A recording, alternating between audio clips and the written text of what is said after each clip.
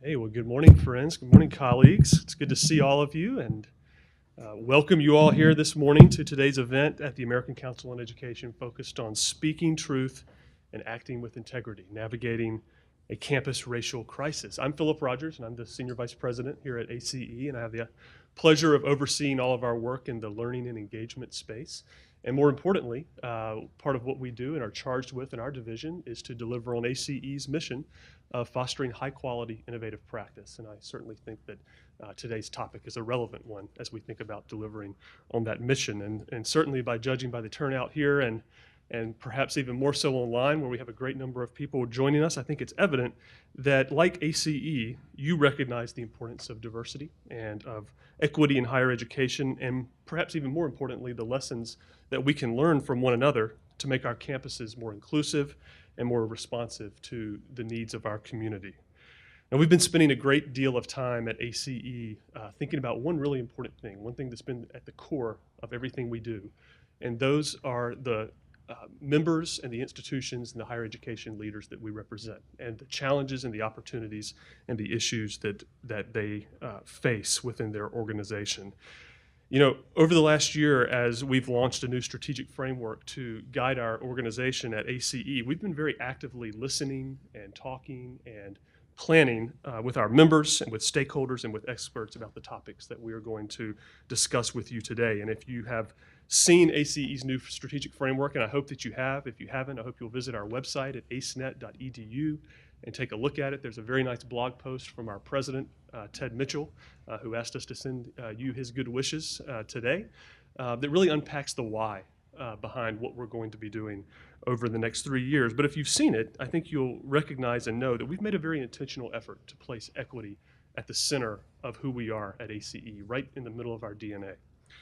At the core of our plan over the next 3 years is our vision for society, a democratic society that, and I want to emphasize these two words, a democratic society that relies on post-secondary education to expand knowledge, to expand equity, and to expand social progress. And I think that the report that we'll be unpacking today as a group is a perfect embodiment of our commitment to research on equity and inclusion that can be readily translated into practice, and that it's reflective of ACE's strategic commitments over the next 3 years. We're really doubling down on three core areas of our work as we move forward. One is affirming and strengthening the public's trust in higher education.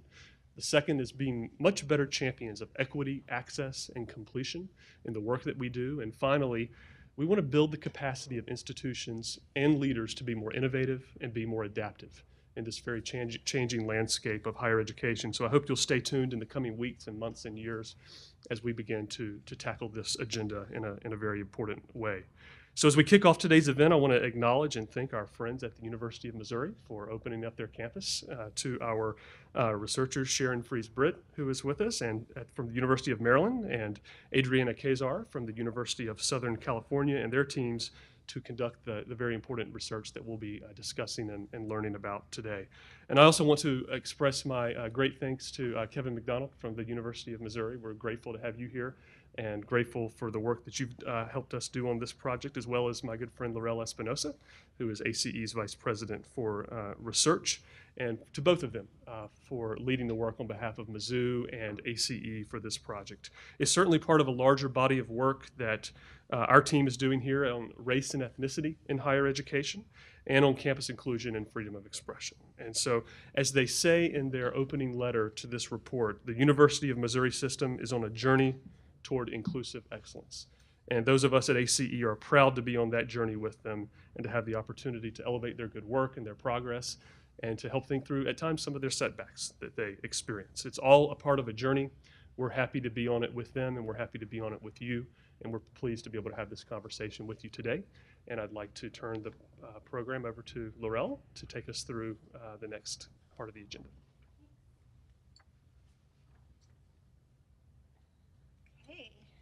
Thanks so much, Philip, and I want to welcome everyone as well in the room and online. We're so excited to have you. This has been a journey, and I know that Sharon, when she comes up to share the findings of this research project that she's been working on with Adriana Kazar at the University of Southern California and their great teams. I want to recognize the teams of researchers working with them This has been a journey, and it's one that Philip mentioned that Kevin and I went down. This has been a couple years in the making. We're really excited to be sharing that journey with you today, and know that there's more coming, and I know that Sharon will be telling you more about what's next in this work. It doesn't stop here. It doesn't stop today. So we're excited about that too. As we say in the front matter of the report, there's a letter that Ted Mitchell and myself wrote in the front matter of the report, and if you haven't downloaded it, please do. But we really owe a debt of gratitude to the University of Missouri for providing access to their campus and really to the backstage work that moved the community forward in a time of vulnerability. And we're still in that time, and I want to recognize that too. It takes a lot for a campus to open up like that. It takes strong leadership. It takes the recognition that we cannot learn about these issues as a community if we don't do that. And I really want to applaud the leadership at Missouri for recognizing that and for being vulnerable in this moment as we look closer at what they're doing. I think it really is an example of innovative leadership necessary in today's higher education environment. To chart that purposeful path forward for the benefits of our community and society. And I know Philip just reflected on that. And I want to reemphasize that this kind of learning, these kinds of journeys with the field, this is a purposeful step that we're taking at ACE, as he just mentioned. And you'll see it in our research work, this being one example. And you're going to see a lot more of it coming. So I'm excited about that. So with that, I want to introduce Sharon Fries-Britt, Professor of Education at the University of Maryland, College Park, to talk about her findings. And then we're going to move to a moderated discussion. And I'll come back up, and Sharon will move down the line here and invite our other speakers. And we're going to have a lot of audience interaction today. We've saved a great amount of time for your questions. We want to be purposeful in that as well, in this learning that we do together today. So please, as you're watching the presentation, write down your questions. We'll be taking them from the audience online and in person. So Sharon, please comment on it. Good morning, and welcome to those in the room and also those of you online. I'm envisioning you as I'm looking out here in the audience. So my colleagues did a great job of setting the context up, but I do want to just sort of add on two things to what they said. I want to take a moment to thank the University of Missouri's participants in this study. I really want to ask you to pause for a second, not like a silent moment. What I mean is, we said to them, we were there interviewing them at a time where things were very fresh and raw, and they really gave us their insights. And if it were not for them, we wouldn't be standing here today. And so I do, all of those individuals, I really want to personally thank them. I also want to just say a note about our team. When you are co-leading, this has really been a journey. And Dr. Kezar and I, and if she's up, I'm impressed because she's in University of Southern Cal, so if they're up watching us. She and Marissa Wheaton, who's also on the team from University of Southern Cal. And then two of my colleagues who happen to be here in the room with us in Washington, Elizabeth Kerban and also Dante McGuire. And so I want to say their names because often when you're co-leads as faculty members and you're working with a team, they have put in yeoman's work on this, and we worked collaboratively. But my task actually is to really get us set up so that we can have a really good conversation and start with our panel discussion. I want to do that by sharing with you a little bit about the study. So when we entered this work, there were three things that we wanted to do initially. One was to understand what led up to the crisis in Missouri in 2015. We also wanted to understand the perceptions of leadership, how the campus at various levels of leadership, how leadership was behaving during the crisis, how were they responding. So we wanted to understand that as we engaged in this project. We also wanted to understand, and this is probably the more central core piece of what we were looking at, is we wanted to understand what has it taken for Missouri to move forward. And as Lorelle already noted, we're still in that. This is still very fresh. When you're dealing with racism and racial crises on a college campus, they don't just, it's a one and done. Like you don't just go in one time. And so it's over a period of time. We're still trying to understand that. But let me share also a couple of key context issues that we understood as a team when we went to University of Missouri, and that is that Missouri is not alone in this. They are not unique in having experienced racism and racial crises on their campus. Certainly many of folks who are viewing this from afar, and even those of us in this room on our own campuses, can see vestiges and real critical issues around race and racism. And so, as Lorelle and my colleagues already said, They're providing us an opportunity to see some of the backstage work, but this is also happening at what is obviously a heightened racial climate in our nation. And so it only makes sense. We were talking as we were preparing this morning that there are like 60 some odd schools that are nationally right now engaged in sort of active public agenda around racial crises. But in actuality, probably those are the ones that are in the public eye. But there are a lot of campuses that have aspects of this issue that have to be addressed. So those were context things. So let me share with you, I would not be doing the right thing if I didn't talk about our approach and our research to this process. So let me share a little bit about how we went about doing this study. We turned to the literature first. We actually wanted to turn to the literature on not only racial crises and diversity and climate issues, crisis responses, but also just leadership in general. And we were looking at some of that literature to help inform not only our understanding of what's currently going on, but also engaging in the development of our interview protocols. And then we also looked at the public record. There was a lot on the public record that was being written in real time as the crises were unfolding, and then also campus reports. We did a lot of collaboration with Kevin McDonald and his staff, Emily Love, who I want to do a call out to because she worked really hard with us through this process. We had to work with them to identify on the campus key individuals who were knowledgeable about what was going on during the crisis.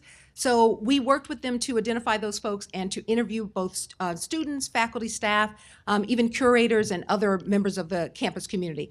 That resulted in having an opportunity to talk to 52 individuals. Most of those interviews were done in combination of individual interviews or small focus groups. And most of them also were done on the campus during our site visit, but there were a few that we had to do virtually. And then there were two frameworks that we identified in our research and our work in order to sort of bring this work to bear. And I really encourage you, if you haven't had a chance to really read the report, a lot of the details we're not able to completely cover here, but I want to give you a sense of these frameworks. The one framework from Saul's work in 2015 is really a trauma framework. And quite literally, one of the things that we talked about as a team that higher ed needs to do better is to understand and recognize the trauma of racism. That it is traumatic when we have incidents on our campus.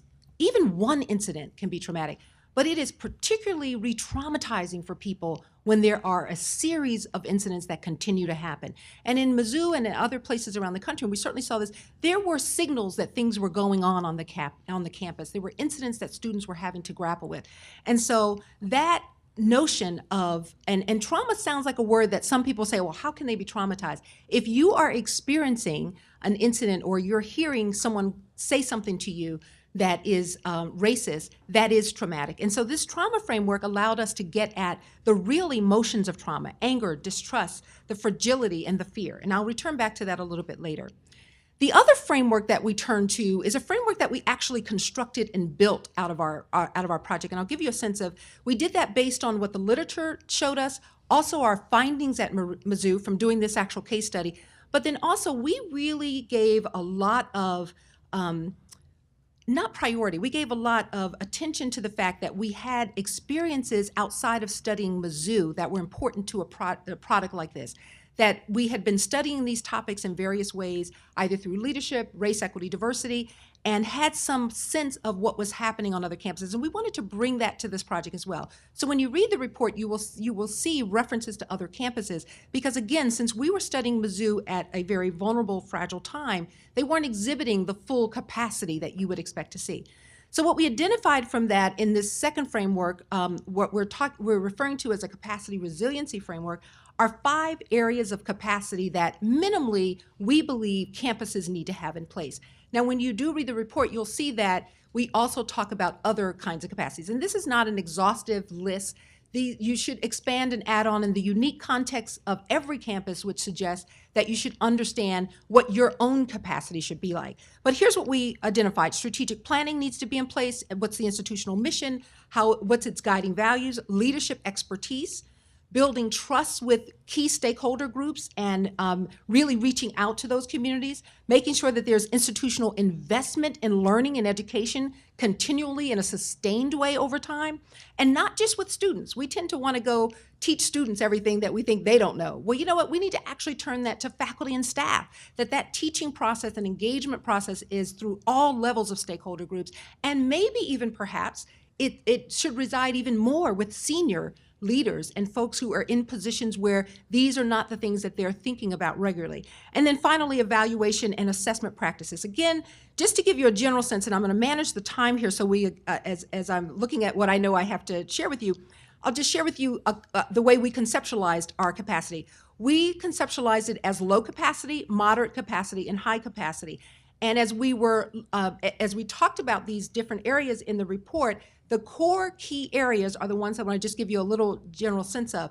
So low capacity would be what you're probably thinking. Campuses that have low capacity aren't really establishing themselves well in this arena. They don't have perhaps a written plan even, or they haven't developed a strong plan. Leaders are not engaged. They may not even have a central person whose portfolio is in this area. Or they may have a chief diversity officer, maybe in title only, but not really any sort of real scaffolding around this. So there's few learning opportunities. So you sort of get the notion that they're really just starting or maybe even avoiding this kind of work. So low capacity is what you would expect. And just to give you a feel of the sort of key tendencies that would move through moderate capacity, and as you're hearing this, again, I don't want you to think that it is only these aspects, but it is sort of the nature of engagement in these issues. So institutions that have moderate capacity actually recognize the importance of a strategic planning document. They may have had one for years, but they may not have maintained how that strategic plan really fits the current context of the campus and engaged fully in institutional values. Leadership expertise is usually there, but it may be limited in some ways. It may be located only with those who do equity work on the campus or a chief diversity officer, and other people who are in key formal leadership positions don't see that as their portfolio at all. And so it's sort of limited in those senses. It's also often only a little bit of trust building. Oftentimes this occurs when there is an issue, not in a sustained way over time with communities. And the educational stuff is cursory. So again, you see where there's movement on the continuum to sort of building capacity, and there's a recognition. And in terms of being moderate, campuses may be finding themselves expanding over time for sure. And then just to give you a sense with high capacity, it's what you might expect. You see strong evidence on all 5 of these tendencies. Not only is there a CDO potentially, but there are people who are informed, that leaders all throughout the organization. And we thought of leadership in this project at not just formal levels of leadership, but all levels of leadership. Again, when you go to the report, one of the things, and I'm going to mention this, one of the things in high capacity that stands out is that there is a consistent disruption of oppressive systems. So we give other examples, and one in particular for high capacity campuses is that they are continually trying to disrupt systems of power that are oppressive. So key findings. There were a number of findings in our efforts with Mizzou, and I've framed them in 3 kinds of ways in alignment with how I'm sort of introducing this work. One of the big key findings is that context matters. The context shaped the crisis at Mizzou. You see the framework, the sort of figure behind me. And what we really learned out of this work is that the campus context itself has its own unique, distinct ways in which race and racial history manifests on the campus, like many of our campuses. But it was also shaped by being in a system and the kind of system decisions that were being made by leadership, as well as local campus decisions. But also the state context, and particularly at that time, as you all recall, the murder of Michael Brown was happening not far from the campus, and that context in the state was not always being appreciated or brought into the understanding of the racial crisis and how things were manifesting on the campus. And so one of the things that became very clear from the participants we spoke to is that there was enormous frustration with leadership ignoring what was happening in a community within the state that was having an impact not just on members of that community, but from other members of the university at large. And then, of course, the national context. We've stated this several times already, but we are, in my lifetime, I can't believe I'm in another round of what feels like coming out of the 60s movement of real racial issues being reactivated. We didn't study this for this topic, but it certainly came up from the participants. And so that is another context. Very quickly, in terms of, in addition to the history, the whole way in which the media played a role. A lot of the participants talked about what was happening in real time with the media interpretation of events, and this created sometimes some of the problems of communication and effectiveness for leaders on the campus. Another set of findings, and this takes me back to the trauma framework, is that there were a wide range of emotions that the participants shared with us when we were there. Anger was really rooted in the fact that they felt abandoned by the administration at various levels, that they weren't hearing from the administration as different incidents were occurring. There was significant distrust that people articulated, even when we were there 18 months ago or so. I'm losing track of how long ago we were there, maybe over the year. But there was real distrust in terms of the campus leadership's poor decisions. And people were feeling like that the history of racism was not being acknowledged, and that they couldn't trust the campus leaders to really understand what was going on for them. There was real fear. There was a lot of not only fear of being threatened on the campus from racial incidents, but also the climate of the campus was beginning to feel like people could not speak up. Several of the participants talked about the fact that, with folks losing their job, not gaining tenure, or in situations of feeling like even if the reason was not couldn't be a cause and effect that you lost your job because you spoke up, there was still that perception that people would be retaliated against, and so there was a real fear there. And then fatigue showed up in lots of ways, not only when we were on site, but certainly throughout this process, that the exhausting nature of having to combat and deal with the kinds of racial incidents and the climate. We actually had a couple of folks that we spoke with who really physically were emotional in those interviews with us because the fatigue they were still processing the fatigue. And so that was very real. And I think those of us on campuses around the country understand that. So we then, in terms of findings for Missouri, when we went back and analyzed and looked at all the data and transcribed and sort of thematically did all of our work, one of the things we wanted to do is to do our own assessment of where we felt their capacity was. And before the crisis, we identified that they were at the low end of moderate capacity, that they actually did have some things in place. There are a lot of faculty on their campus who are engaged in this work. There are a lot of people in practice. There are some deans who are doing different kinds of efforts. We highlight in the report or mention in the report the College of Education. And so it isn't that they didn't have folks doing things, but the sort of comprehensive way in which things needed to be addressed was not occurring, as well as some other factors. And so we put them and placed them at the low end of moderate. But when the crisis kicked in, we actually had them at low capacity, for sure. Communication had pretty much was ineffective. Even senior level leaders were not communicating effectively with each other, let alone the communication making its way up and down the chain at the university. And so there was a lot of, also within the leadership at the time, a lack of the kind of skills that you would expect and the repertoire of skills you would expect from leaders to be able to handle and to answer questions and issues that were coming forth. And certainly the community relationships did not have a lot of trust at that time. So we put them at definitely low capacity. So what I want to talk about now as we get ready to transition into the panel is we talk about in the report about how to navigate a campus racial crises. And in this section of the report, we make it very clear that, we know that the Missouri campus wasn't navigating it well because, again, we had placed them in low capacity. But we also give examples of where campus leaders have been trying to do this and ways to see this happening. And we start this section of the report by saying what a lot of campuses do in higher education is they want to go right after racial crisis, write a report, commission a task force, put a blue ribbon committee together, and the immediate aftermath.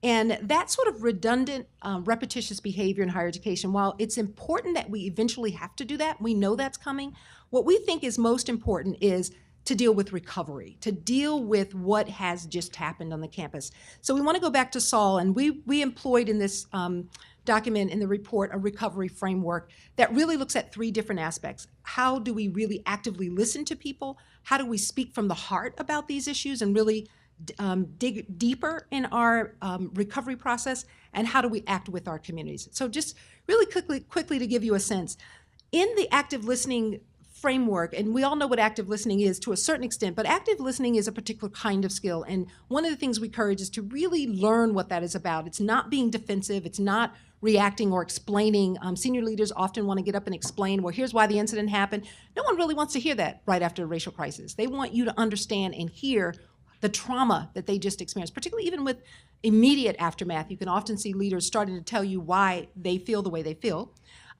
Also, active listening is creating really a governance process, building up the communication between communities, the two-way communication, and making sure that that communication process remains open. Sometimes leaders will say, oh, we talk to all of our different constituent groups, but that's based on old data. Like, are you really hearing from them? So making sure that that communication is open. Creating dialogue and opportunities for real active listening processes, and then also making sure you reach out to those communities. Don't wait for students or don't wait for communities to come to you all the time. As leaders, we ought to be going to them. And identifying the kinds of resources that are needed comes out of this particular process. So let me just do a couple of the others, and I'm watching the time here. But from speaking from the heart, which is the second part of this framework, is that this is really critical. Leaders need to own the racism that's occurring on our campuses, the racism that's occurring in our society. That when we don't own it and don't speak truth to that, we are right away setting a foundation that's not going to last for building trust and building community. There has to be dialogues, real dialogue and opportunity to talk. Everyone may not want to engage in it, but there are people who do want to engage in it. And then also celebrating the folks, and particularly in this case, students who have been courageous. The Mizzou students who really for the nation provided an incredible role modeling for how to resist and fight back. And we say in the report that the campus needs to celebrate these students and for their courage and their leadership. And often that leadership comes from the ground up on our campuses. And so, like the Mizzou students, this is happening other places in the country. Defining the campus community and its values as a part of the speaking from the heart. And then acting with. The acting with part of this process is really an engagement with communities in ways that it's democratic in the process, that you are expanding to a lot of different people to be included in the problem solving and the building up of new structures. The University of Missouri, and I'm sure you're going to hear about this as we turn to the panel shortly, has really put together an inclusive excellence framework where they're really doing that, and you'll hear more about the ways they're doing it. And in the second round of this, we want to learn more about how that is really changing and shaping the culture.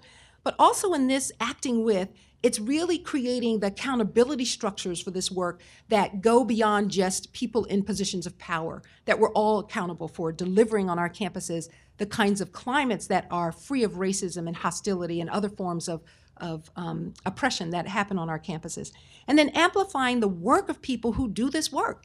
You know, we want to call them when the crisis is here, and we don't want to amplify the many faculty, the many students, the many staff who are on the ground level, who have consistently for decades on our campuses been doing this work, supporting students, supporting each other through the crises, and even when there is no crises, really understanding that we're in a period of sort of healing and recovery, but being prepared for the next round of it. And maintaining consistent action becomes important with acting with. So as I summarize, let me just say that the road to getting to enhancing a campus that does not have racism, which if we figure that out, we should take it out on the road somewhere. But it's endemic in our society, and so our campuses it's a long road, and I think we have to see it. A colleague of mine who just wrote a book, Julie Park at the University of Maryland, wrote a book on racism, and I read an interview that she did, and she used the analogy of racism is a lot like managing diabetes. You've got to manage it and deal with it. And that metaphor may not work for you, but it struck me as important to understand it's not going anywhere, and there's a lot of ways in which you have to understand this process. And so as we continue to work with the University of Missouri, one of the things that we want to do is to understand the steps that they're taking, and they are taking important steps. We learned about some of those, we wrote about some of that in the report, but we also know, as they said in the opening letter, they're on a journey. We also want to understand more about how they are continuing to rebuild their D&I plan and how they're engaging all the various stakeholders in this process.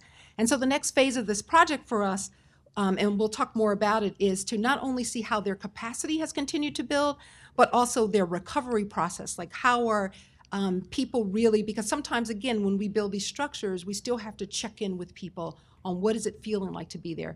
So I thank you for your time. I know that was a longer segment, but it hopefully set us up for questions, and certainly I'm going to turn it back over to my colleague, Lorelle, to take us to the second phase. Thank you so much.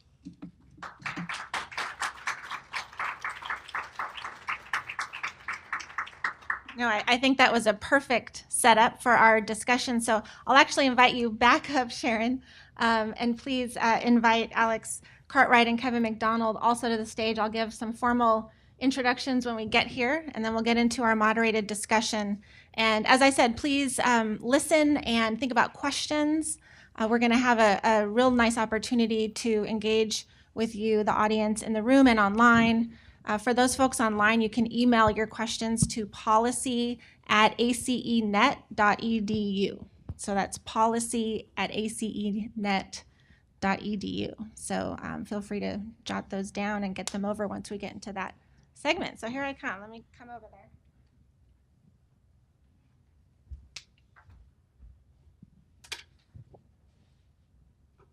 Okay. How's the sound? Good. All right.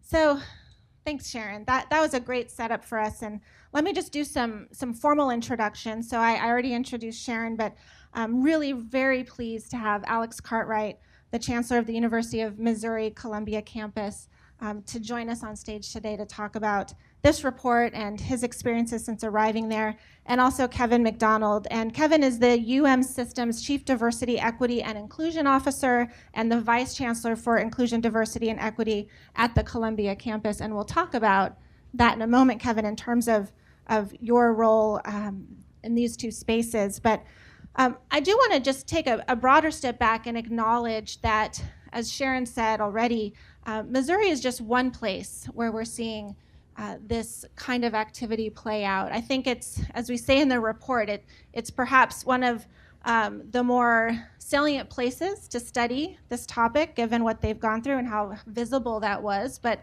there's a whole story behind the scenes that you don't read about in the press, and we're here to talk about that story today.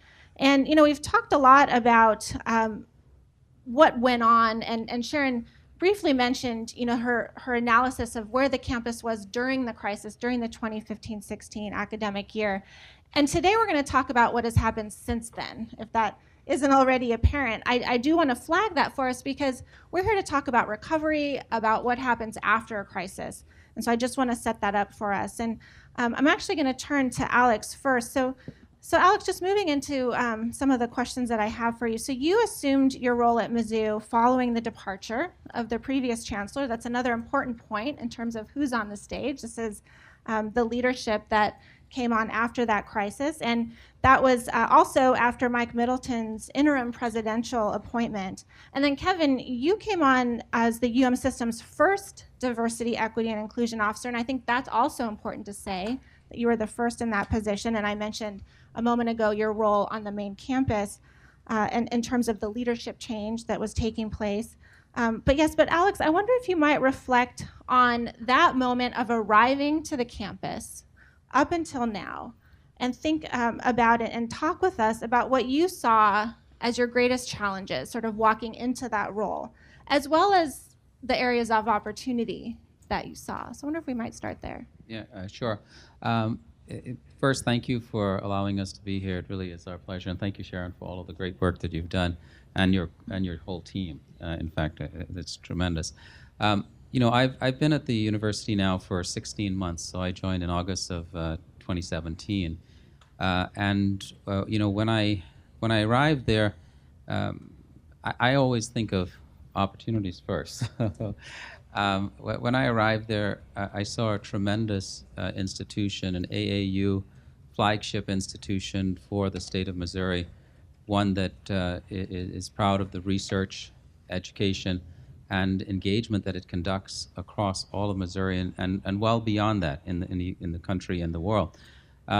We have extension, we have healthcare systems, hospitals, and so we have a significant impact on the entire state. Couple that with, when I was interviewing, I recognized a few key things, and that is that Mike Middleton, in his interim role, had done a remarkable job to hiring Kevin, for example, was one of those great things that was done. But in addition, the curators had really committed to everything that we wanted to do, the Board of Curators for the state.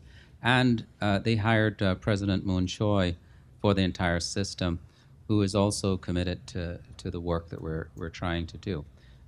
So you come in and you have the support mechanisms that you need. You have an institution that has the history of excellence, and the faculty and the students and the staff that I met there were people that were all incredibly proud of the institution. And you know, when I first joined, it was a lot of listening, talking to people, understanding, you know, what they felt about the institution. And what came away was, as time went on, I became realized even more the level of commitment that people have to Mizzou. Our alums absolutely adore our institution. The people who were there feel that it was a great experience for them. And so we knew that we had at least I knew I had the base there to start from. And then we knew that, as was mentioned, that there are always challenges on every campus, in fact. And so we had to think through how do we have the conversations with everybody? How do we make sure that we're meeting all of our students and talking to them as much as we can, understanding what their concerns are, what their challenges are. And it was really opening up the communication and trying to figure out how we have more communication between faculty, staff, students, everybody on the campus. The other thing that I would mention is that, I would mention a couple of things. One is that the values, Sharon had mentioned the institutional values, and really the values that the institution has always talked about is respect, responsibility, discovery, and excellence. And those are core values that I completely embrace, because that respect part is what we're trying to do, and making sure that everybody feels respected and feels welcome on our campus. We were on the last thing I'll mention is that I was very fortunate in that Kevin was there, and I didn't have to actually do that work of finding Kevin, but someone else did that. And it was obvious to me that we had a tremendous leader in the area, and that he had also put a really strong team in place around him. And I think we're benefiting from a lot of the work that Kevin has done, and I certainly want to thank Kevin for all of that. So, thank you. Well, that's a great segue. I want to turn to you, Kevin, in terms of when you arrived, thinking back, and it's already been mentioned that you've built some infrastructure around the work that you're doing. And could you speak to, again, opportunities, challenges, as you reflect on that journey that we've been speaking to? Yes. I think the challenges were that you had a community that had a high degree of skepticism. I think coming in, there was this kind of belief that the players may have changed, but is the game still the same, right? And having to navigate that at many junctures, particularly with our students and committed students, but it could be faculty, it could be staff, alumni. We have 114 counties in the state, right? They all have different perspectives on where the institution was and their commitment to this space. And so that definitely posed a challenge or an opportunity, depending on how you look at it, coming in. The other thing that was evident was that there was, and Sharon talked about this, there was definitely a need and acknowledged need for healing within the community, and that the kind of wounds opened as a result of this process were in need of what felt like a life supply of Neosporin, right? And so attempting to engage and interact with the community to determine what those needs happened to be and what that healing could look like was a task in and of itself. And again, that would vary depending on the constituents. And so I think that recognizing that, I didn't understand maybe the depth of what that might look like on a campus community. But I think the opportunities were, let me tell you one other challenge for me, coming from, I was coming from the East Coast. I was in Rochester at the time. The narrative that the media controlled was very negative. And so it was very difficult because there wasn't any additional narrative that I was seeing controlled by any other additional source. So coming in, you were left to kind of have some of your own kind of perceptions of what this was going to be like. I think the wonderful opportunity was that when I came to campus and met with the community, there was just a strong desire to move forward in a way that was intentional, in a way that was reflective of the past, in a way that informed the present and the future, but that didn't define it. And I thought that that was a wonderful opportunity to build off of a foundation in the community. I also recognized that there was an opportunity to both recognize the importance of this work as a moral imperative, but also to move beyond that to some level of a strategic kind of roadmap or framework. And that was an opportunity, and one that could be developed and kind of co-created with the community and with leadership, and that there was a strong desire to do so in a way that was intentional and transparent, in a way that didn't overpromise and underdeliver, and in a way that was pervasive and consistent and connected this work and didn't kind of look at it on the periphery. And so I thought that that was a wonderful opportunity. And what I was pleased with is that we had this great mix of both new leadership and existing leadership as colleagues that were committed to this work. And so as grateful as the chancellor may have expressed for having someone like me there, I was equally as grateful to have him and his leadership there, because his own lived experiences gave him a lens of understanding that the community really appreciated and embraced, and he recognized the importance of engagement. The community was very clear that the engagement was almost #1 priority. And that had been lacking in 2 years leading up to the protest. So we knew going in, that was one of the things we had to do early and often. And he was consistent, and he modeled that behavior from the morning well into the night. And you also saw that being expressed and modeled by other leaders, new deans and vice chancellors, and as Sharon said, even those that were not maybe in that formal structure of leadership. The president of our system, I don't know when he sleeps, because he really was so actively involved in the community early in the morning as well as late at night. And I think that wasn't lost on the community. And the key for us was to make sure that we were consistent and that we didn't say, okay, phew, now we've gotten back to some semblance of normalcy. We can take our foot off the gas. And I think our community was looking for us to do that, and continues to say, okay, are you going to be satiated, or are you going to continue to move this work forward? So I think those are, some of the challenges that existed coming there, but I think also some wonderful opportunities that we've continued to kind of move forward in and work collaboratively. I think the collaborative spirit is what I have really been just incredibly grateful for. Our colleagues are just that, colleagues, and it doesn't matter their role there at the institution. They just want, and the acknowledgement that, look, I may not know everything, I may not get this right, but can we work together to figure this out, to move this in a way that our community will appreciate and support, that will prepare our students for the global marketplace that awaits, and have our curricular and co-curricular structures really intentionally kind of bound to diversity, equity, inclusion work in a way that enhances their lives and ours. So I think that continues to be our work in progress, but there is a commitment level that's there. And then I will say the last thing is that what really blew me away was the local communities. I mean, that if there was ever an opportunity for us, it was one that I didn't see coming. But the community, the local community, in our county and parts of the state that wanted a stronger relationship between the institution and the town gown, between the institution and the state, and we're serious about it, and their actions kind of also kind of merit their rhetoric, and that I've been many places, many amazing communities, but I have not seen that level of determination and grit and resolve to build a relationship in this space and to name it. It wasn't just university town relations, but to say in the diversity, equity, inclusion space, this is what we want, and how can we achieve that? So that's been another beautiful part of this journey that is a wonderful opportunity I think that many higher ed institutions have.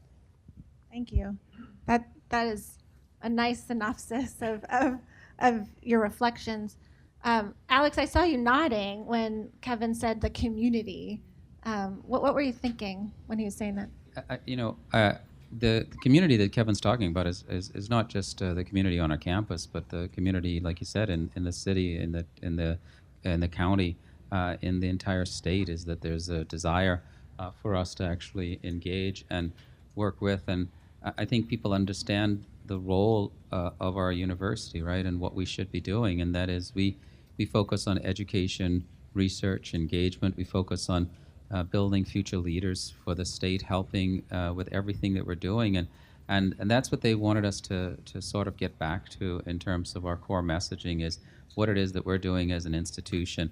And we started, we're focused on, and Kevin said it well, it's all the things that we're doing in building those leaders, the leaders for the future, building, helping to make sure that people are ready for a global economy, that they're ready to work throughout the entire country. Those are parts of what we should be doing as an institution, and where we're focused. And Sharon, community, how did that play in your interviews?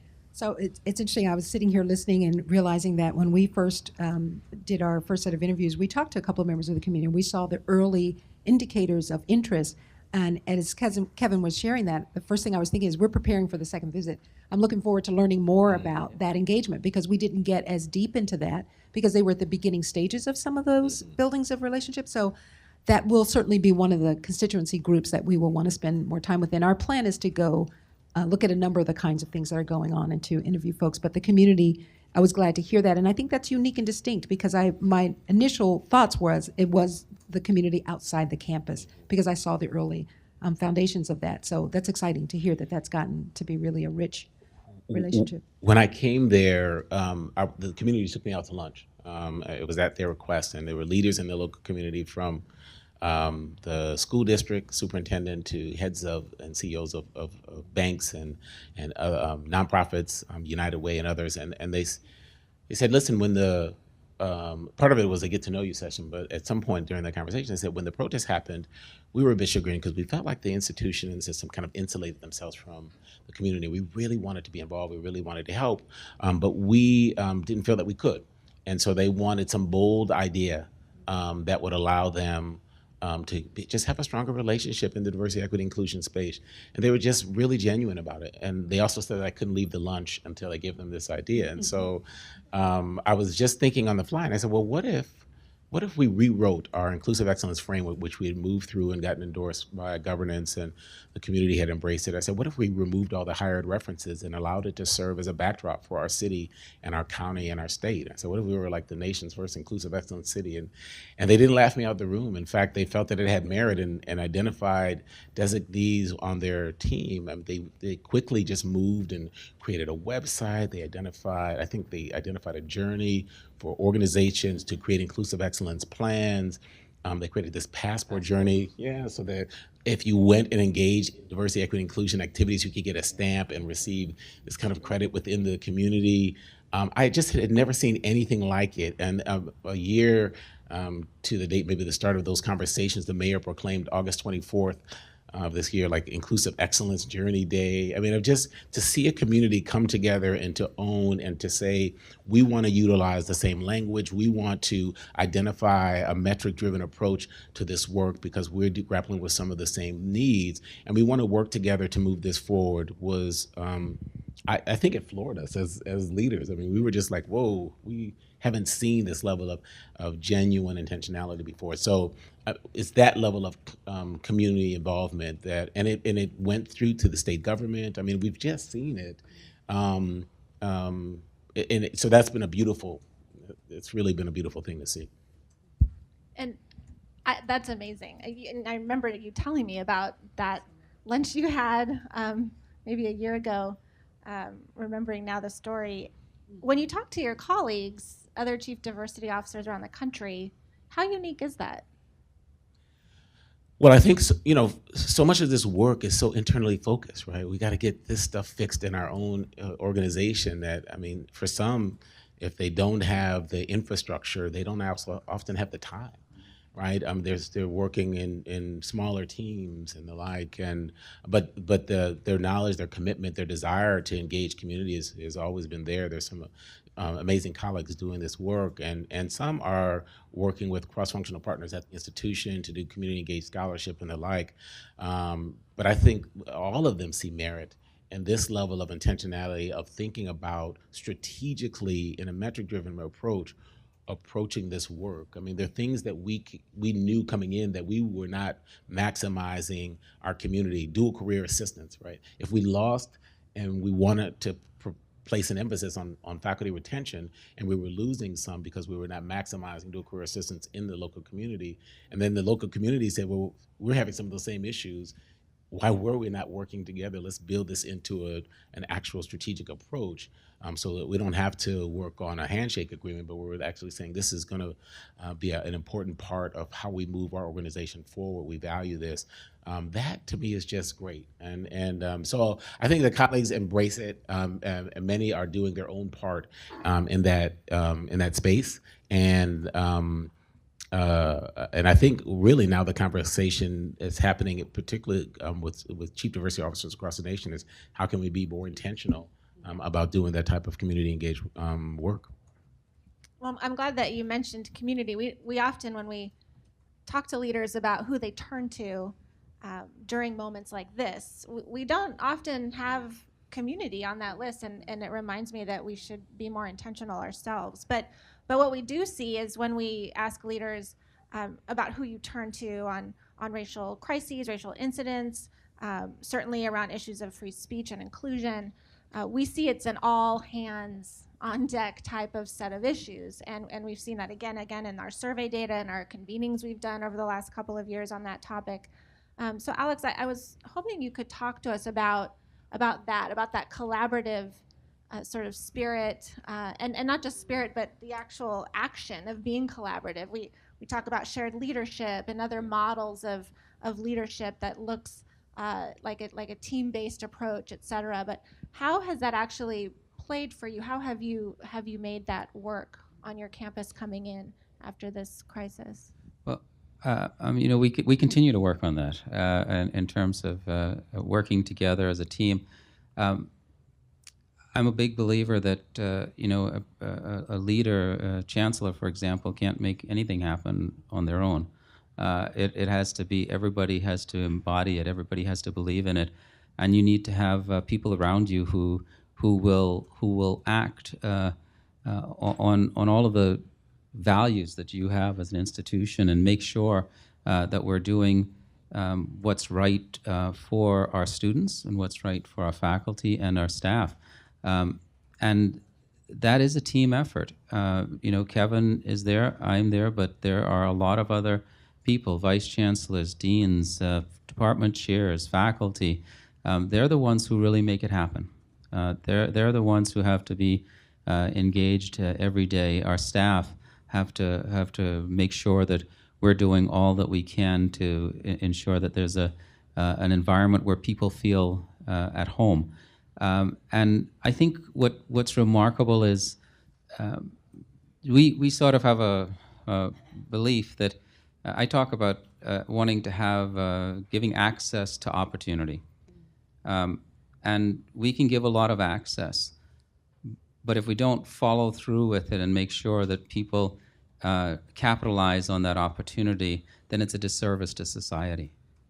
And so we have to be thinking about it from a fiscal responsibility, that we make sure that people who get that opportunity, who get the access to our opportunity, are then successful. And I'm a big believer in there's the inner game of tennis. I didn't play tennis, but there's a phrase in there that talks about that your performance is equal to your potential minus the interferences that are around you. And we have so many students that have such incredible potential, but there's so many things that limit them achieving that potential. And these are many things. For example, we implemented a land-grant scholarship because we recognize with our students who are Pell eligible that the challenge of having to take on additional jobs, additional hours of work, will, of course, that is an interference to you being able to focus on your education. And so, of course, you won't be able to achieve your maximum potential when you have all of these other things going on.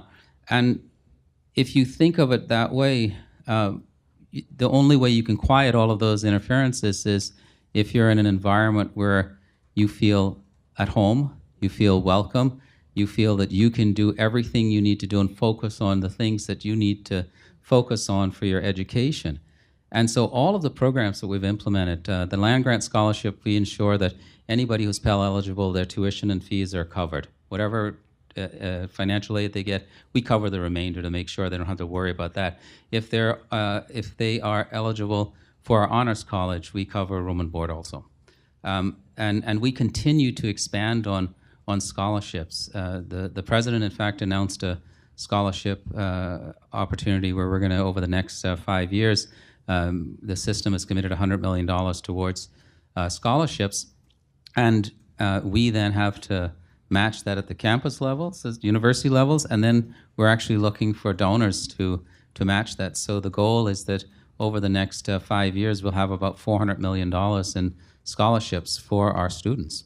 And we're completely on board. I mean, that is what we want to do, because I believe that that's how you get the best out of people. But getting back to the teamwork, all of those things, anything that we're doing like that, we have to then be intentional and make sure that our processes, our systems internal, all are student-centric, are student-focused, and that we're thinking about what are the things that might be those interferences and how do we reduce those and minimize them as much as possible. That takes the entire community at the campus. It's not just Kevin or me, it's everybody that needs to be involved. And I'm fortunate that I have a camp where I'm working at a university where I feel that our staff, our faculty, our leaders are committed to what we're trying to do and trying to ensure that our students live up to their potential and take advantage of the opportunity that we're trying to give them. Thank you. Just shifting gears, maybe perhaps taking it up a few thousand feet here, Sharon, I wonder if you might talk to us a bit more about the applicability of what you've learned at Mizzou. I mean, you provided some frameworks earlier. I think we have a sense of how this study applies to the greater whole of higher education. Can you give us some other examples of things that you think apply elsewhere? Sure.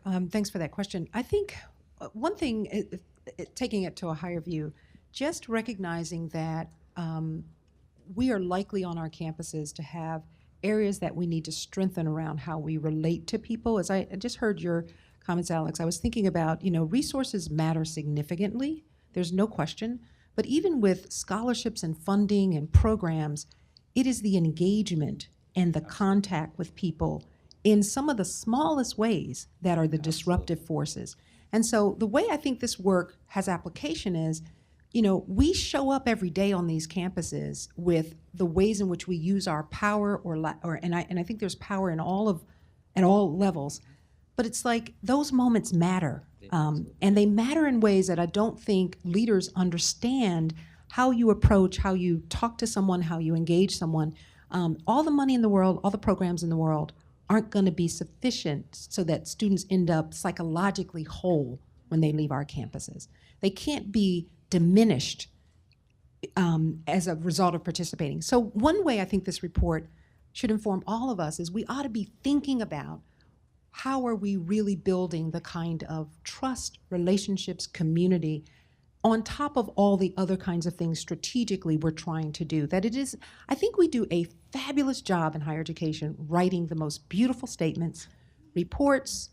We have that down so well. I mean, we look at each other's, and we really have that down. Where we are deficient, and we don't call out the deficiencies of our system, is actually embodying the delivery of that in the engagement of relationships. And so I've been 38 years in higher education, less than apparently my two colleagues, because they may have been at it a lot longer.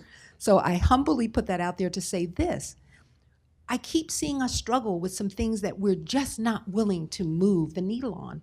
And it's time for us to decide to do that. We can do better. And so I think the report, and that for me means we can't keep avoiding the emotion, the reality of, because we talk about it as it relates to students, there are a lot of faculty as well behind closed doors and staff who they're putting on that public face and they're out there trying to help support each other and students, but behind those closed doors, they are as angry as our students are. They are as frustrated with some of our senior leaders as our students are. And so we have got to deal with the reality of that. I mean, there's like 2 or 3 worlds that are happening. And one of the things, my mother has transitioned now to another stage of her life. She's passed on. But she used to say to me, as she listened to me observe things about my career in higher ed, she would say, when I would say, go home and talk about some of the racial things that I was experiencing, and as a woman of the world who understood how the world works, she'd say, you know, you're just going to have to visualize people sometimes as understanding that, put them in a white robe. I don't mean in the negative sense of a white robe, a hospital robe, that they're not well, that you have to, and that helped me to, and I don't mean it in a negative way, I mean it helped me to see where people are still struggling. And so I think the emotion, the anger, the fear, the distrust, and again, I don't mean the negative connotations of the robe, I mean a physical hospital robe. People are not well sometimes on our campuses, and I think we have to deal with that. Last thing I will say is that I actually do believe that when it comes to capacity building, we have to put the things in place. This goes back to resources, that there are real things to do. There are real structures to put in place, and there are real structures to not just put in and one and done, but to revisit and to restore and to build up. Those structures do matter. So on the one hand, while I say we do well at that, we're not even doing that well in some cases. Fiscal resources do matter.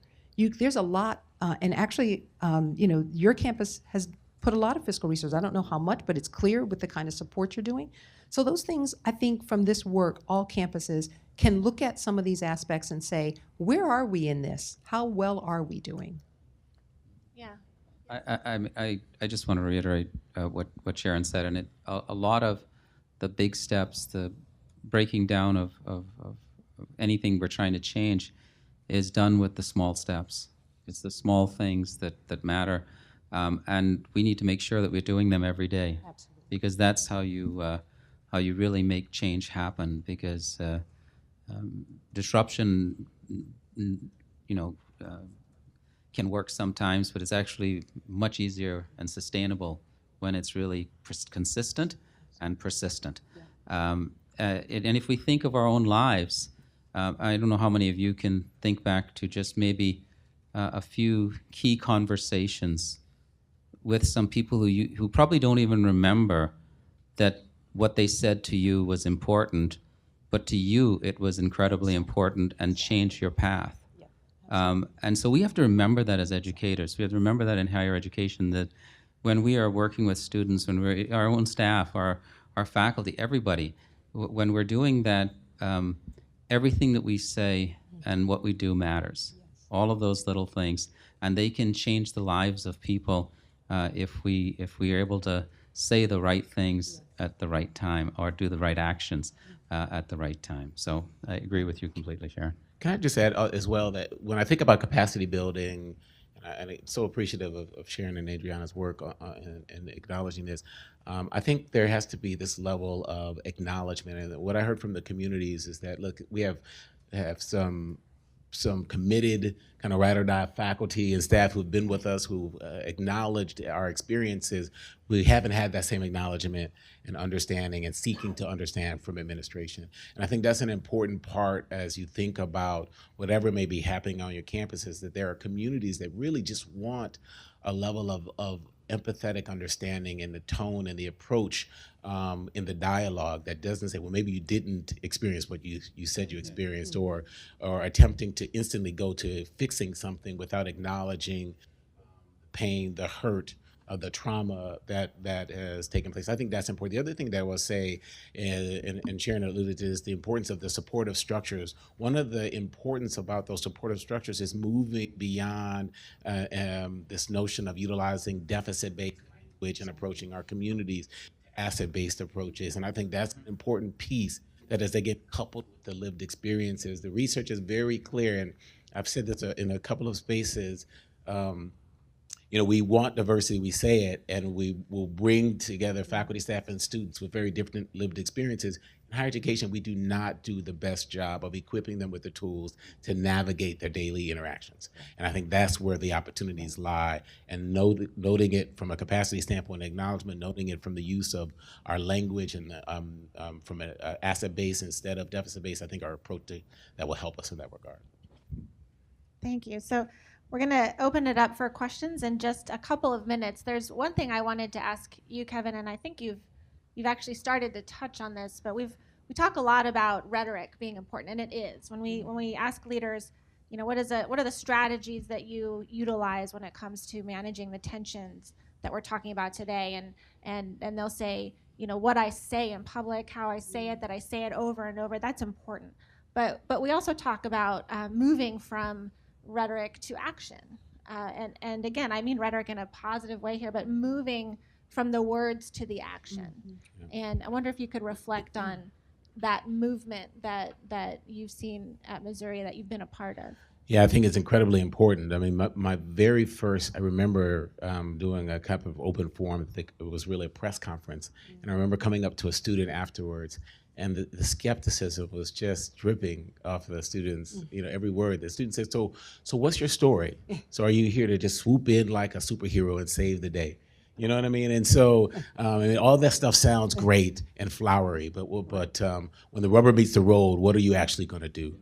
And so we had to remain consistent with our efforts. Our students, our faculty, our staff, they're like our board of directors, right? We don't just utilize them for issue identification, but solution identification too. We roll up our sleeves, we work with them, and I think that's important. But we also check in to say, are our actions matching our rhetoric? And that, to me, is in a very vulnerable way, vulnerable space. Give it to us straight.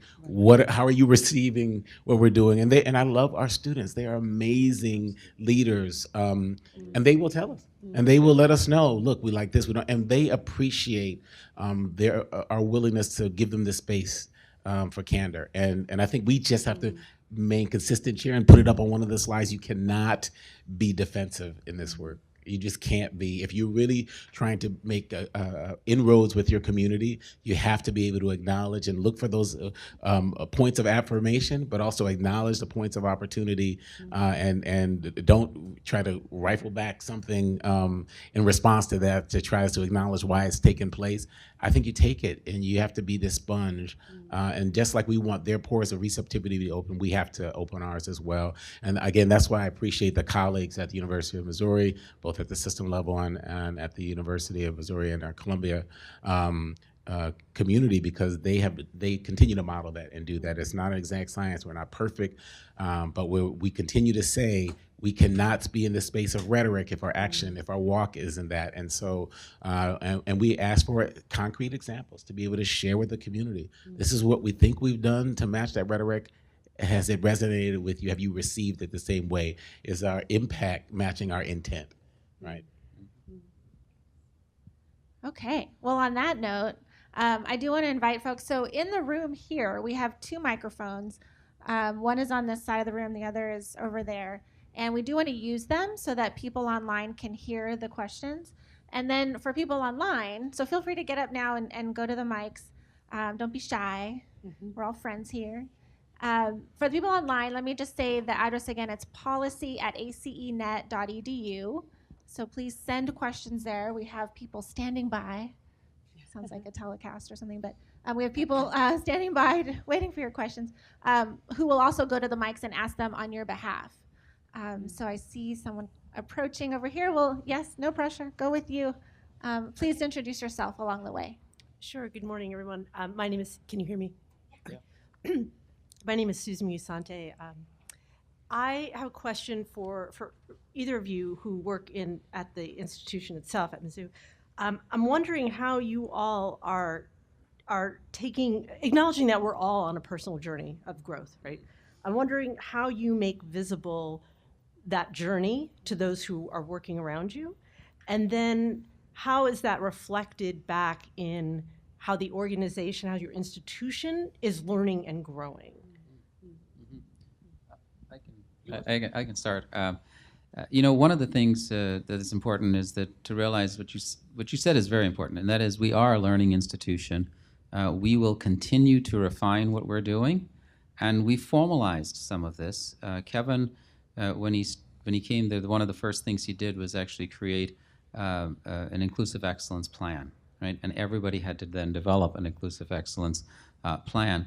That is now part of our entire strategic plan, which we will then, it's public, right? Here's what we're trying to do, here's what we're doing, and we're going to be reporting on that on a regular basis so that people can see what have we done, what are the outcomes. So it's ways that we can measure what's happening.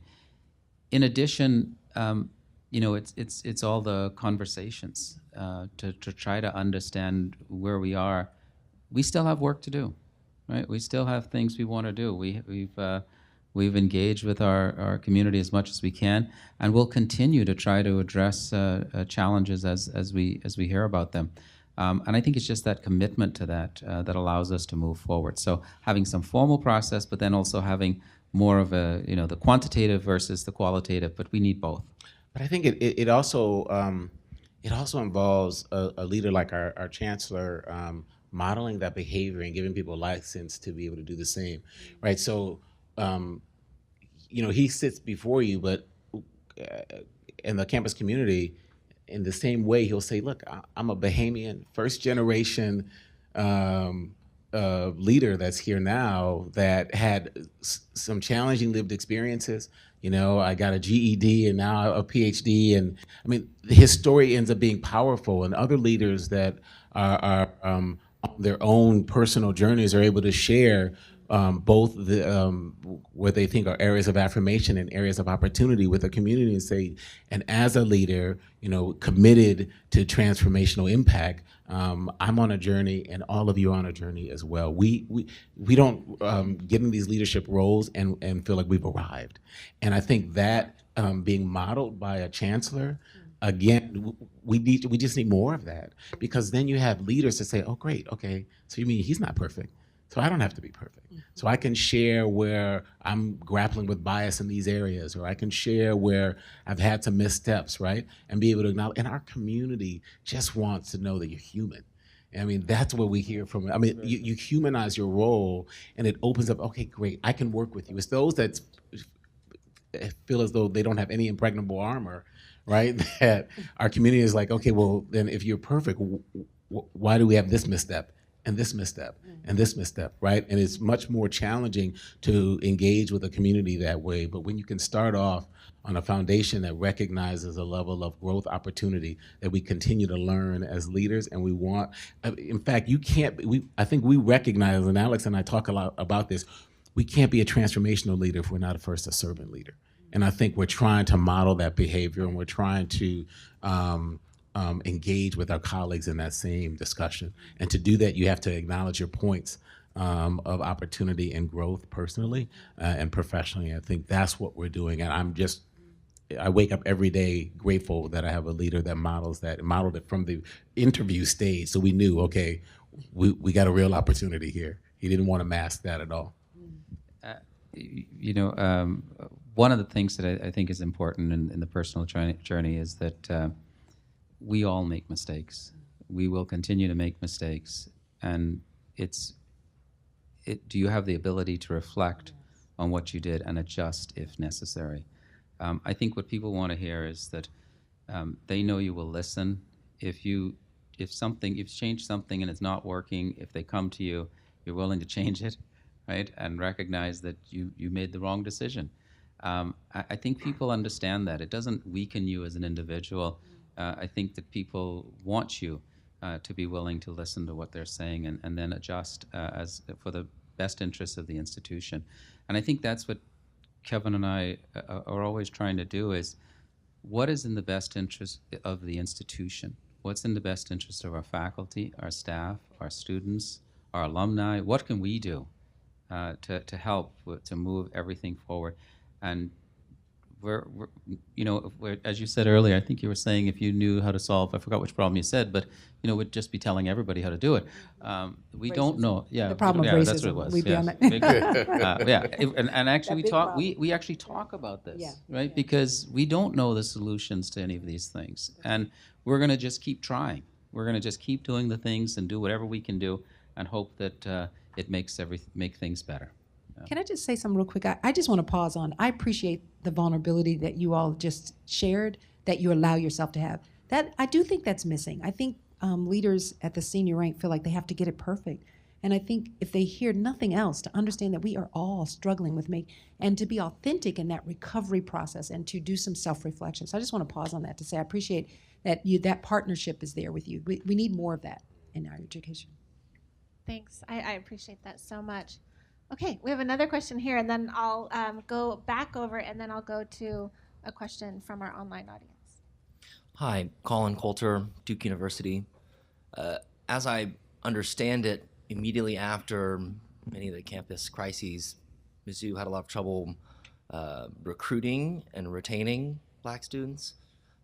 Has Mizzou, do you know, changed any of its outreach, its policies, its retention, special programs to then maintain a diverse student body? You'd asked about challenges when I joined the university. I mean, I think one of the biggest challenges we had was enrollment. And we had seen a decline in enrollment, but we'd seen a decline in enrollment across all demographics. Okay, just to be very clear about that. And what we had to do was then think about how do we tell that story about what is Mizzou. And we went back to our core values, right, of respect, responsibility, excellence, and discovery. We went back to being a Midwestern university that cares about the impact that we have on society, that we embrace applied learning, and that we want to make sure that all of our students go out and are successful in whatever they choose. We focused on being an institution that is transformational and interested in innovation and providing people those opportunities. We made sure people understand that we have a tremendous number of people who go on and become CEOs of major corporations, and that those experiences are from the real leadership that is somehow within the fabric of our institution, and that provides people that opportunity to really be successful. We did a lot of efforts in how we generally rethought what we're doing in recruiting. How do we contact students? We thought about just working with our students. We looked at everything we were doing. Last year, we had an increase of 13% in first-year students, and this year again we are up in applications and up in admitted students. So I think that message is starting to resonate, and a lot of it is about speaking to the value, which is an interesting challenge for all higher education. So remember that we're an AAU, we're a public land-grant institution, we're in the SEC, but we're no different than other institutions in that there's a real challenge right now in articulating the value of higher education, one, and specifically of research institutions. And what we need to be talking about is that Mizzou is one of America's leading research universities. And that means something. That has an impact on the students' careers when they leave, because they get exposure and they work with some of the best faculty in the world. We embrace that, like I said, applied learning. And so it was really going back to our fundamentals and then working with everybody, making sure they understand what it is that we're doing, the core values of any higher education institution: education, research, engagement. That's what we want to do. And we enhanced our approaches. I mean, we recognized that we couldn't take a cookie cutter approach to rebuild a level of trust within our community, and particularly with parents who we were asking them to entrust us with their prized possessions. So our approach with our rural constituency would be different than our urban core, right? And so we had to recognize that we enhanced our relationship with enrollment management. Our division did, particularly with enrollment management. So we're making sure we're going out on these visits. In fact, even when we had opportunities, there was a 4-H where, a strong land grant institution committed with extension, and we had a 4-H event on campus. We had 200 students, primarily students of color, on campus. So we were asking the question, hey, where are you thinking about for your college experience? And they were not talking about Mizzou. And we had this one bright student who was the MC of this event. And I said, well, why are you not thinking about Mizzou? And he said, well, I just don't know. I don't know. So I remember calling the chancellor over. We had a And I said, let me tell you, we are committed to you. In fact, we're recruiting you like the athletes. I want to come down and meet with your parents. Exactly. Here is my cell phone number. I went out on a limb hoping that the chancellor would give him his, and he did. Build these relationships. And the student was over the top impressed. Right. And I just said, we want to come and meet with your parents to tell you why Mizzou should be in your realm of thought. And I think we had to do and recognize sometimes this is going to be student by student to help them pass. But what's amazing is when we start to change that culture, we even had our students on campus, our Legion of Black Collegian, our student Black governance on campus, start to launch their own campaign, sense of belonging campaign, you belong here, based on the relationship that we had built with them and their belief that we were really committed to supporting diverse student populations. So I think it has to be intentional. You have to cast your net broad and wide. And I liken it and say, it was how I approached my multiple choice test in college, right? I just answered all of the above for everything, right? And I think you have to do that for diversity, equity, and inclusion work. So yeah. You certainly do. Let's go over here, and then we'll go to one of our online questions. Hi, Desiree Mary with Senator Roy Blunt, and I'm actually a University of Missouri-Columbia alumni. So thank you all for being here today. I just was curious about how I understand that the incidents in 2015 happened on the Columbia campus, but was wondering how your outreach to S&T, UMSL, and UMKC, how has that worked? Yeah, so I work at the system. My position was kind of born out of the protests, and each institution has been wonderful. They have recognized the amazing things that they bring to the table for the population of students that they serve, but they're so collaborative. The leaders are so collaborative and partnering and identifying what are the needs for whatever may be happening on any of those institutions, right? Any of those communities, how can we come together as a University of Missouri system to best meet your needs at this particular time? I can only speak to what happened when I came in, and the collaborative spirit was certainly there to partner again in ways that were just intentional and transparent and supportive. To have students from those campuses come and engage with students at the University of Missouri Columbia community has been amazing, right? And so there's just this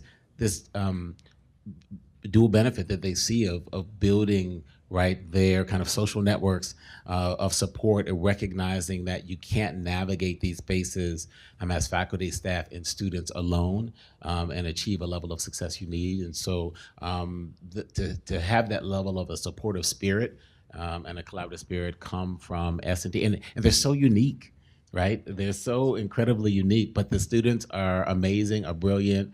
The faculty and staff, the leadership are supportive and collaborative.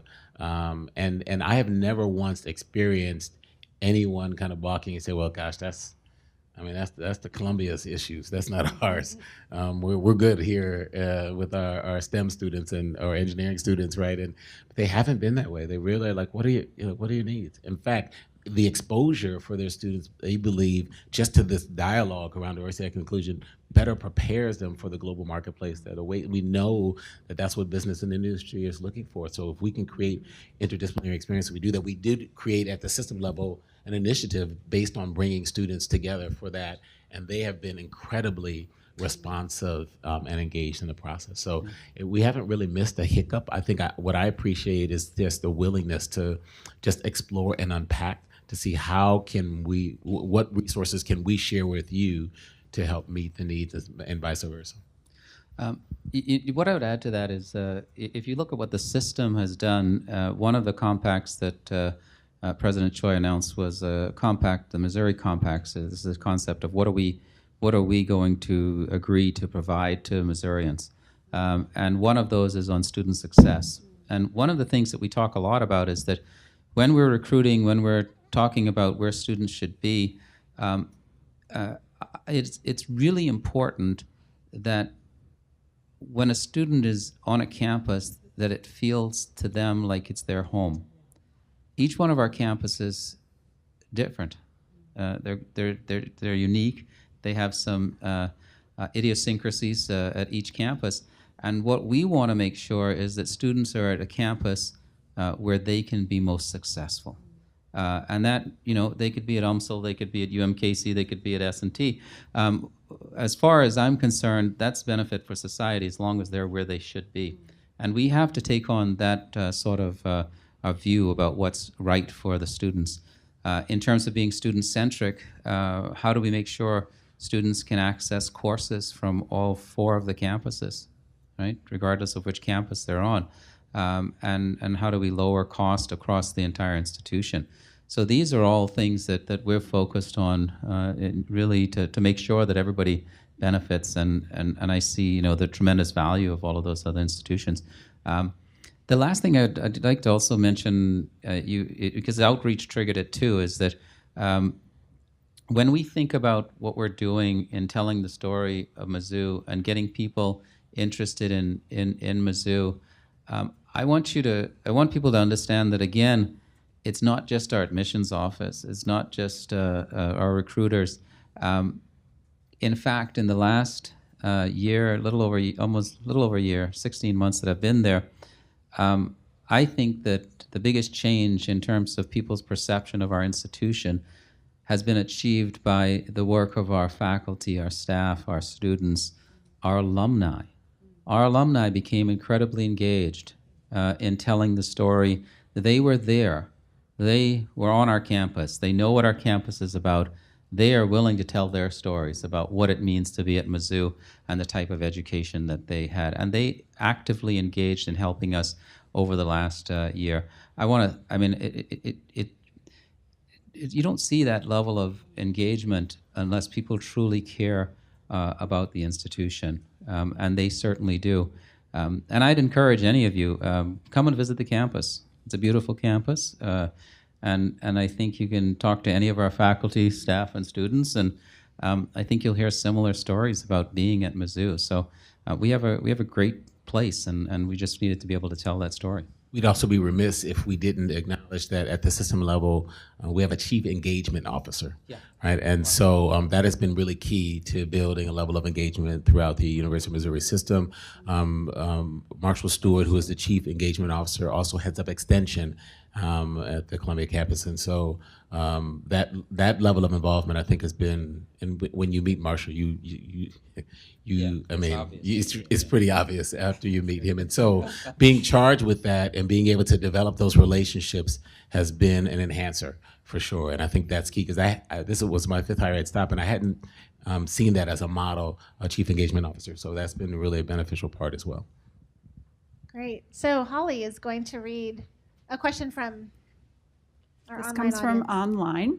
The question is about getting administrators, faculty, and staff on board with doing the work of inclusive excellence and equity. And so what their question is while some folks are committed, there are other folks who hang back and others who actively oppose the work and are criticizing the work and refusing to participate. How do you deal with those who are reluctant, oppositional, or reactionary? I'm looking at you, Kevin. Look Well, I kind of expect that they're going to be there in any organization. I'll be honest with you. My first MO was to kind of build it like those old Verizon commercials. Those, can you hear me now? Like, you look past and you just see a whole bunch of wave. I tried to build a critical mass of support first and foremost, and any of the academic departments, administrative units that I can, particularly with those faculty and staff that have a level of credibility, because I think that helps. Bring some of the naysayers along. I'm also attempt to really work with where units already have a level of interest. And so if there are councils, if there are current champions, and that I try to identify, all right, look, what have you been grappling with even prior to my arrival? What do you want to accomplish? And how can I help you? Because helping you also helps this work and helps me. And I think that's been really helpful to build a level of support versus me coming in and saying, I already have a vision. I already have an approach that I want to take, because you may get some support, but you also lose support. I think that's been really helpful to me. And then I also recognize that there are going to be some people you don't turn. they're just not gonna drink the Kool-Aid, the sparkling cider, whatever it is. They're not gonna drink it, right? No matter how many times you change the flavor. And as a result, I've just stayed consistent and attempted to move those things forward. And sometimes, by the way, it may not even happen the first year, may not happen the second year. You may start to turn people's thinking years down the road.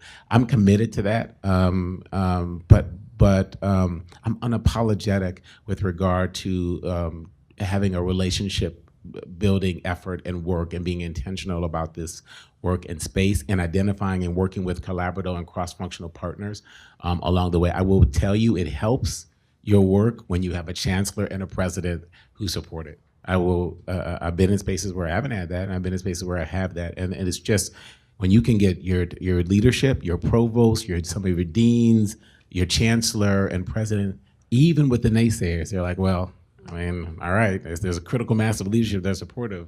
We're going to either have to accept it or maybe sometimes fade back and not be as vocal. But that is helpful for me. When you don't have that, you are in a very vulnerable space. And as a diversity officer doing this work, because if you don't have committed leadership that are willing to come out in very visible and demonstrable ways and say, we support this path that we're on, and we want to work collaboratively, if you don't have that, your level of credibility can easily look like the stock market. I just tag on go ahead, Alex. So the first part of my career in higher education, the title of CDO didn't exist, but I used to do administratively a lot of work around this portfolio. And I want to tag on to what you just said, Kevin, about having a supportive senior leader. It's even beyond, for me, the support. It's really when those individuals value this work, it gets really built into the fabric of how academic administration occurs. And so when, you're not trying to convince the naysayers, they're there, and I'm with you. But I think eventually when accountability measures, when reward structures, when how you're going to line up systemically the ways in which you're going to move the institution, those folks may not necessarily become happy cheerleaders, but they are interested in being recognized and seeing the value. And so there are things in the structure of how we do our work. If you actually have a committed leader who genuinely cares about this portfolio, then I think it moves the needle a little bit, potentially, and even if it doesn't move it, people may not change their attitude, but they may behave differently. And that behavior is something that actually you begin to see. They may not be as disruptive in an environment. They may realize this is not going to, I need to behave differently. That's what I would add to it. Yeah, I completely agree. I think it's important. One of the reasons that we have it in our strategic plan, is when we're looking at evaluations of our senior leaders, our deans, our vice chancellors, on down the line, inclusive excellence is part of that evaluation. And they need to understand that that's what they're going to be. We're going to be held accountable, and we're going to see what they're doing. I think it also, Sharon said this earlier, is that the education of everybody at the institution is important. And I thought it was really insightful to point out that it was the education of our faculty, staff, students, administrators, everybody. Everybody needs this. And so I think it's making sure that we remain committed to the education part of it as well. I just want to acknowledge the president of the system. A great wisdom. Instead of having, many of you are familiar with strategic planning efforts that can be annual, right? He just in a brilliant move said, look, we're not going to do a strategic plan every year. We're going to do a strategic plan, and in the off years, we want to measure the impact of the strategic plan that they submitted the year before. So this is an impact year where we measure the impact of our academic and administrative units that will be connected to resource requests. And I think that's an important piece. And the other thing that I will say, and particularly working with those that may not be on board in the beginning, is that the University of Missouri system and Mizzou have provided resources for those who want to engage in this work. And sometimes that brings people along as well. Okay, yes. Hi, good morning. My name is Ashley Gray. I'm UMSO alumna, and I'm also here at ACE. I wanted to ask about rallying legislators around your Inclusive Excellence Plan. One of the things we know is that 2 representatives proposed a bill to discuss punitive action against students, faculty, and/or staff who would engage in protesting. and that bill wasn't so popular, as you can imagine, post-unrest. How have you all worked with legislators to get behind inclusive excellence? Gosh, we both tag team on that one, and I appreciate the level of intentionality. That has been a lot of work, actually. I mean, and it's been daily. I mean, the miles traveled between Columbia and Jeff City to continue to meet with legislatures and help them understand the broad impact of our diversity inclusion efforts, that it isn't narrow, it isn't linear, that it impacts the entire state, has been intentional, has been pervasive, has been all hands on deck, from our chancellor to our president to yours truly, and that has helped to kind of turn both the level of confidence, the belief, the understanding in our work. Again, you know, I would be wrong in assuming that everyone is all on the same page, but I think there are a critical mass of legislators who have a better understanding of where we are, have a stronger belief in the current leadership to get us there, and are appreciative of the fact that, again, we continue to, in very non-defensive ways, both remain open to critique, right? And their own reflection of where they believe the institution is or was, and where they'd like it to go, and ultimately they're finding intersections between their vision and where the new leaders are taking us. I think that's helped. The other thing that's been really impressive is that there are state agencies who are adopting our inclusive excellence framework. And that has been amazing and quite honestly unexpected. And to be able to go and do presentations and say, look, we are on board. We really, like, this makes total sense, is fantastic. We're even coming together with other institutions who have inclusive excellence framework, like Truman and Missouri State. And so it's a movement now, which has been fantastic, but it's great to have government agencies come in and say, you know what, we're in, this makes sense to us too. And I think that also, as they talk to their representatives and their leaders, helps to also bring people on board. Yeah, and I think with the legislators, you know, a lot of credit goes to President Choi, who spent a significant amount of time working with the legislature and working throughout the whole state. Marshall Stewart, Chief Engagement Officer.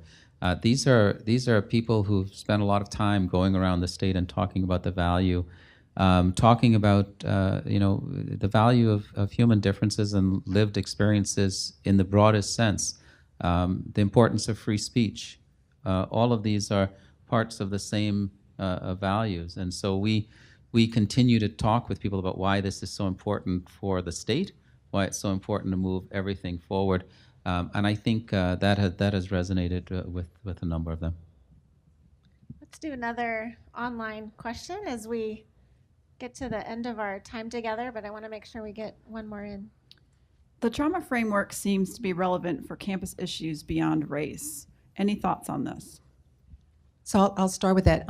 Clearly, yes, certainly beyond race. I think that's the utility of the trauma framework, is trauma is caused by lots of ways in which oppression shows up on our campuses. And so for sure, I think campuses that are dealing with sexual violence, dealing with homophobic behaviors in LGBTQ community, just any forms of harassment and of someone's identities, I think it's a very applicable framework for sure. Can I just acknowledge too, based on the trauma framework, and I would have been remiss if we ended and I didn't do this, there was two tremendous graduate students in counseling psychology at the University of Missouri who started racial healing circles after that with the community, and it still continues to this day. Some have graduated and moved on, but they recognize this as so important for the community that they continue to. We provide support. They had the vision. This was amazing to see come out of the community, and amazing to see the level of receptivity and the need that the community felt. But this was born out of their thoughts, their thinking, and it speaks to the notion of trauma and their belief of the broad applications of it. But they start with this notion of racial healing. And so, again, it just talks about the intentionality of the community that doesn't always come from your leadership, or it comes from your student leaders, or it manifests itself in other ways. And it's been very powerful, a tremendous impact on our campus community. I'm glad you went back to that one, Kevin, because that's one of the examples we did give in the report. Like, so as you go turn to it, there are some examples in places where Mizzou was doing lots of different things at the local level, but not necessarily as systemically as you're doing it now. So thank you for going back to that one too. Should we do one more? Let's do one more. And I'll be brief in closing. Thanks. Another question that we got actually from more than one online participant is if you could talk more about specific ways that you've worked to disrupt systems of power. That's like a 30-minute conversation. That's a whole nother session. We've got a few minutes if we want to. So I'll just start, but yeah. I'll do it briefly. I think you got to first acknowledge that they exist. You can't disrupt them if you ignore that they exist. And I've seen in environments where when they get identified, people don't want to deal with recognizing that it could be an oppressive system because they may not feel oppressed in it. So you got to first recognize that and begin to understand why for some it feels oppressive. I think the academy is full of lots of spaces of power dynamics that for some they accrue benefits, for others not so. So I would start there. And at the system level, there are a set of kind of policies called the collective rules and regulations that kind of govern our University of Missouri system. And I remember the system charged our team and working with legal counsel to go through each and every one. There are a lot to look for those that might be serving just based in our policy form in that particular aspect of a system, serving as a hindrance to diversity, equity, inclusion work. That is intentional, and I'm so appreciative of that. To be able to say we want to reflect on our policies to see this. So I think that's another start.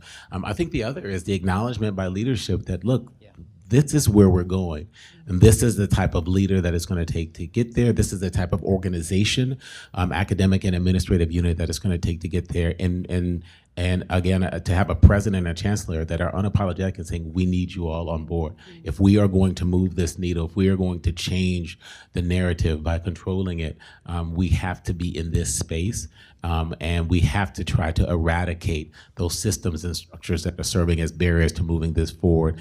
And the president in particular will say, this is what I believe it manifests itself for students, for faculty, for staff. In fact, he has us going through an important exercise of revamping our search and selection processes online to make sure that we have a certification process. He wants to know we continue to say that there's a dearth of diversity in the pipeline, and I believe that there are opportunities that we're missing because we have diversity at the initial applicant pool that's not making its way through, and I want to unpack that and unmask that and be able to build in a level of accountability structure. So again, we have that leadership at the top that is attempting to at every corner unpack it, and we just continue to look for additional opportunities to say, okay, what other potential systems and structures are as barriers, and how can we continue to unpack that to improve them? Those are great answers. The only thing that I would add is just looking at every opportunity you have where you can change the institution by who you select as the leaders. We're always searching for new staff, for faculty, for administrators. We just need to make sure that we're hiring the people that have the same values, and that will continue to move the institution forward. And I think that's critical. I can't emphasize enough how much I believe that every hire we make is a strategic hire, right? We sometimes think that they're not, and we just need to hire someone, but that's not the case. We have limited resources. We've been fortunate enough that the state has really allowed us to have the resources to do some of the things that we need to be doing. These are taxpayer dollars, and we need to be good stewards of that money, and part of that is making sure that we are serving everybody the best that we can. And so we need to make sure every investment that we make is moving towards what we see as the future of the institution. I can't emphasize that enough, and any of you out there looking for a good place to come, think about Mizzou. So, have to do a little bit of a plug there. That was good. I appreciate that. I appreciate that. I want to thank Liz Howard for her work in putting the event together today. I want to thank Crystal, April, Malcolm, and Zanita as well for the work that they've done to make today happen. I want to thank our online audience, our in-person audience. Please do look at this report. It will be coming out. In fact, today have come out, and it's in the room, some short takeaways. We know that every president isn't going to read a 30-page report, so we're putting together some actionable documents. We're going to be doing more of that at ACE around our research so that you can put these in the hands of your selected leader. And do look out, too, in the new year for a major report that we will be releasing and a website on race and ethnicity in higher education. This is all part of one body of work that we've been working on the last several years, including our work on free expression and campus inclusion. So we look forward to engaging you again in the future, and thank you for coming. Let's thank our panelists.